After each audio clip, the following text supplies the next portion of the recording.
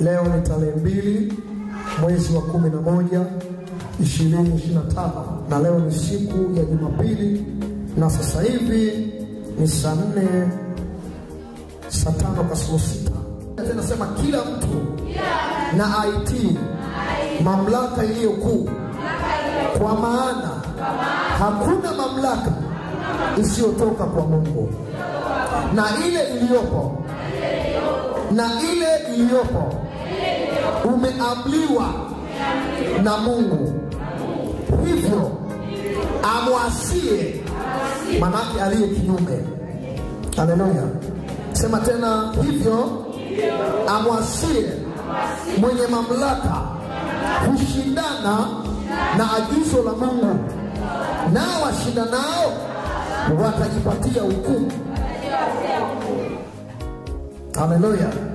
Sema, kwa maana watawalao hawatishi watu kwa sababu ya matendo mema, bali kwa sababu ya matendo mabaya. Basi wataka usimwogope mwenye mamlaka, fanya mema nawe utapata sifa kwake. Haleluya. Sasa niache mimi niasome mwenyewe. Anasema kitabu cha Warumi ile sura ya 13 kuanzia mstari wa kwanza, tumeishia na ule mstari wa ngapi? Wa 3. Anasema kila mtu na IT mamlaka iliyo kuu. Biblia inaposema kila mtu IT mamlaka iliyo kuu, anasema kwa maana hakuna mamlaka isiyotoka kwa Mungu. Jambo la kwanza lazima uelewe kwamba kila mamlaka iliyopo imetoka kwa Mungu. Haleluya. Unisikiliza vizuri. Biblia inasema kwa habari ya mamlaka. Anaposema kwa habari ya mamlaka ni uwezo wa kiutawala ambao mbingu imeukubali na kuweka duniani. Haleluya. Inaposema kwa habari ya mamlaka, mbingu imeukubali utawala huo na kuweka duniani.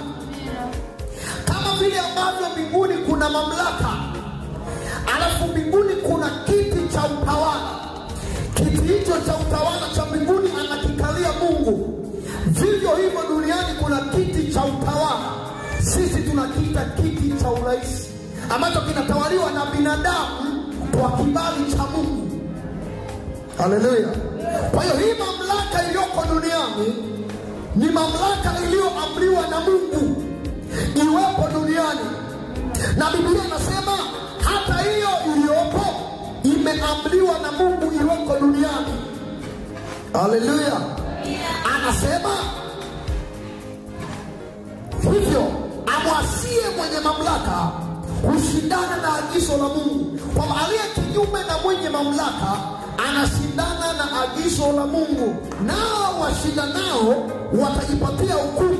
Kumbe hukumu haitampata mwanadamu yoyote isipokuwa aliye kinyume na mamlaka. Haleluya. Sio nielewa? Sio nielewa? Kwamba hukumu haitakupata wewe isipokuwa aliye kinyume na mamlaka, hukumu itahusika kwa ajili yake.